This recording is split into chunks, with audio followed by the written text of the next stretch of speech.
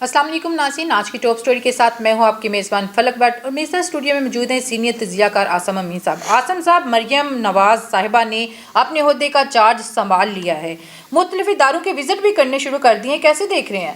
بسم اللہ الرحمن الرحیم۔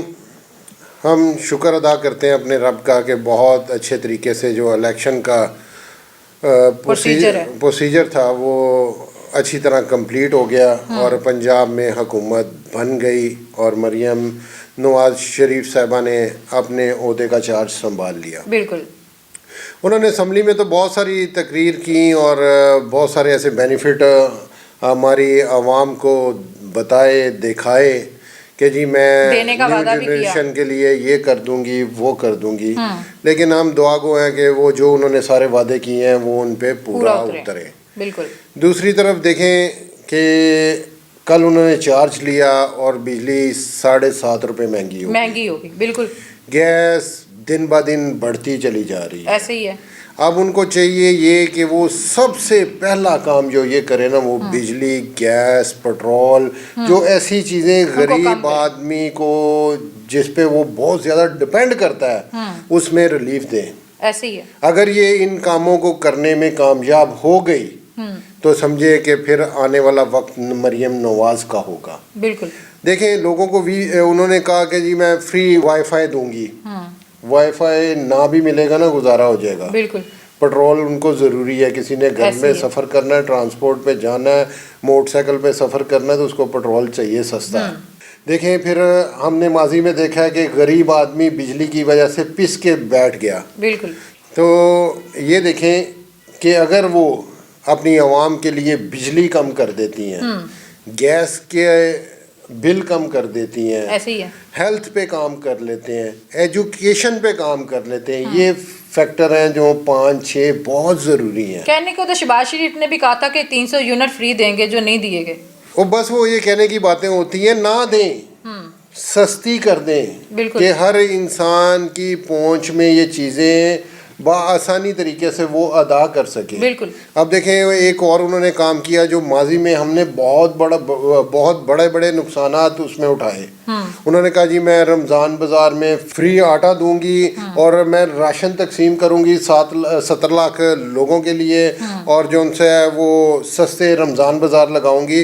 خدارا ایسا کام نہ کریں، آپ صرف لوگوں کو یہ کام کریں کہ لوگوں کو ریلیف دے دیں۔ آپ گھی میں، چینی میں، آٹا میں، جو پورے ملک کو ایک یکساں ریٹ پہ سب کو میسر ہو سکے اور بآسانی طریقے سے مل سکے، کیونکہ ماضی میں ہم نے دیکھا کہ آپ سبسڈی دیتے ہیں، آدھی چیزیں سبسڈی میں ملتی ہیں، آدھی چیزوں میں وہ لوٹ مار کر لیتے ہیں، پھر اس کے علاوہ جو آپ سستے رمضان بازار لگاتے ہیں اس کا بہت بڑا بجٹ ہوتا ہے، آپ اس کے کرائے پے کرتے ہیں، اس میں لوگوں کو سہولیات دیتے ہیں، بجلی بھی یوز ہونی ہے، ٹرانسپورٹ بھی یوز ہونی ہے، ہر چیز یوز ہونی ہے۔ آپ ایسا نہ کریں، آپ صرف اور صرف لوگوں کو سستا ریلیف دیں کہ وہ جہاں مرضی چلے جائیں، بڑے شاپنگ مال میں چلے جائیں، چھوٹے جنرل اسٹور پہ چلے جائیں، ان کو یکساں ریٹ پہ پورے پاکستان میں چیز مل سکے جو وہ بھی باعزت طریقے سے لے سکیں۔ ہوتا کیا ہے، آپ نے ماضی میں دیکھا کہ شہباز شریف صاحب نے سستا آٹا جو شروع کیا تھا، فری آٹا شروع کیا تھا، اس میں بہت ساری جانوں کے علاوہ ایک سکینڈل بھی نکل آیا تھا، کتنے اربوں روپے کا اس میں سکینڈل، ان کی پارٹی نے خود کہہ دیا تھا کہ اتنے ارب روپے اس پروجیکٹ میں کھائے گئے ہیں۔ تو ایسی چیزیں پھر بدمزگی پیدا ہوتی ہے، یہ اپنی طرف سے اچھا سوچتے ہیں لیکن وہ نیگیٹو چلا جاتی ہیں وہ چیزیں۔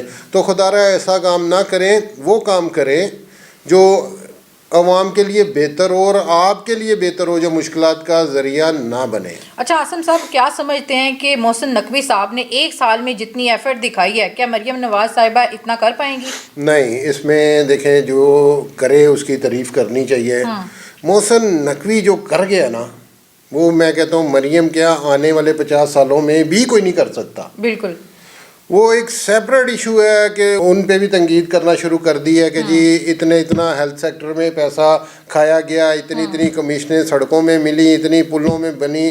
وہ بے شک اس نے کمیشن کھائی ہوگی یا دی ہوگی یا جو بھی کیا، ایسے ہی ہے۔ ہم بات کر رہے ہیں کام کی، تو کام جو محسن نقوی کروا گیا نا وہ کوئی نہیں کروا وہ کوئی نہیں کروا سکتا. اس میں کوئی دو رائے نہیں ہے کہ اس نے سالوں کے کام مہینوں میں کروائے, اور جو مہینوں کے کام تھے وہ دنوں میں کروائے ہیں. اس کا کریڈٹ محسن نقوی کو دینا چاہیے.